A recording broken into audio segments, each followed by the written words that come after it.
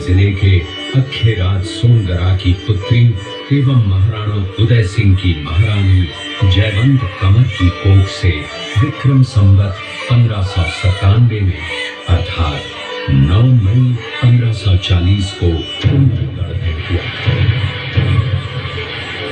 बाल्यकाल चित्तौड़गढ़ में गुजरा। सन 1567 में अकबर ने जब चित्तौड़गढ़ पर आक्रमण किया तो मेवाड़ के प्रमुख सरदारों और सेना नायकों के आग्रह पर महाराणा उदय सिंह ने चित्तौड़गढ़ छोड़ दिया। अपने देश, कुल, गौरव और मातृभूमि की मर्यादा के लिए प्राण न्योछावर करने वाले योद्धाओं और ललनाओं से प्रताप ने न केवल सीख ली बल्कि ये घटना उनके जीवन का आधार बन गई।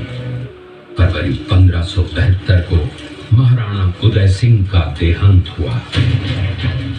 प्रताप की ज्येष्ठता और योग्यता को ध्यान में रखते हुए सरदारों ने उनको राजगद्दी पर आसीन किया। होली के दिन उनका गोगुंदा में राज तिलक हुआ। उस समय तक लगभग सभी राजाओं ने अकबर की अधीनता स्वीकार कर ली थी। एकमात्र महाराणा प्रताप ने अपना मस्तक अकबर के आगे नहीं झुकाया। प्रताप मुगलों से लोहा लेने की तैयारी में जी जान से जुट गए।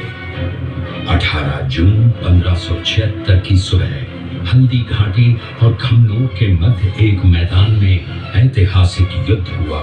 महाराणा प्रताप की सेना गोगुंदा से हल्दी घाटी पहुंची, जबकि सेनापति मानसिंह के नेतृत्व में मुगल सेना ने हल्दी घाटी के ठीक नीचे मैदान में अपना मोर्चा जमाया। मुगल सेना के हरावल दस्ते द्वारा घाटी में घुसपैठ करने के प्रयास की प्रतिक्रिया स्वरूप महाराणा प्रताप की सेना मुगलों पर टूट पड़ी। प्रताप के हरावल सैन्य दलों का नेतृत्व पठान हाकिम हासूर कर रहे थे। भीलू राणा, जो राणा पूंजा के नाम से भी जाने जाते हैं, उनके नेतृत्व में भील आदिवासियों ने गोरिल्ला पद्धति से युद्ध करते हुए मुगलों के छक्के छुड़ा दिए। देखते ही देखते शाही सेना में खलबली मच गई। रक्त तलाई, घोड़ों की टापों, हाथियों की चंगारों और तलवारों की झनकारों से गूंज उठी। चारों तरफ हाहाकार मच गया। युद्ध का घटनाक्रम अचानक उस समय बदल गया जब प्रताप ने अपने घोड़े चेतक को एड़ लगाकर मानसिंह के हाथी पर चढ़ा दिया और उस पर भाले से भरपूर वार किया। मानसिंह हौदे में दुबक गया। हाथी से उतरते समय चेतक की एक टांग कट गई। इस स्थिति को भांपकर महाराणा प्रताप के हमशक्ल सेनापति झालामान ने महाराणा प्रताप से आज्ञा लेकर उनका राज मुकुट धारण किया। मुगल सेना झालामान को महाराणा प्रताप समझकर उन पर टूट पड़ी और झालामान शहीद हो गए।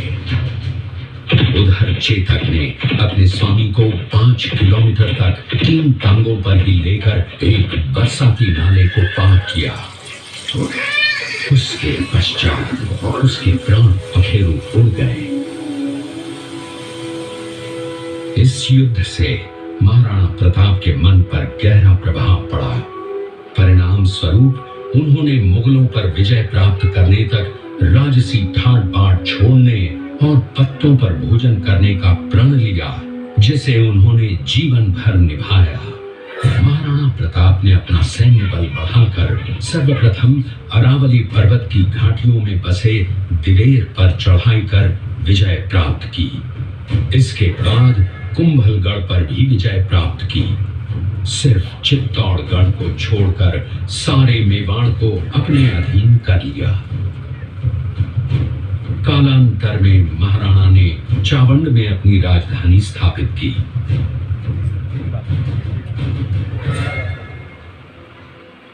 19 जनवरी 1597 को राणा प्रताप ने मात्र 57 वर्ष की आयु में इस संसार से प्रयाण किया।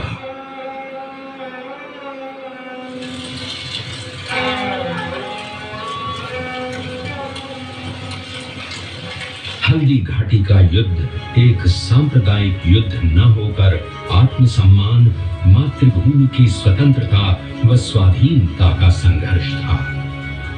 इसका प्रमाण ये है कि जहां पर अकबर की सेना के सेनापति जयपुर के राजा मानसिंह थे, वहीं पर महाराणा प्रताप की सेना के सेनापति काबुल के हाकिम खां सूर थे।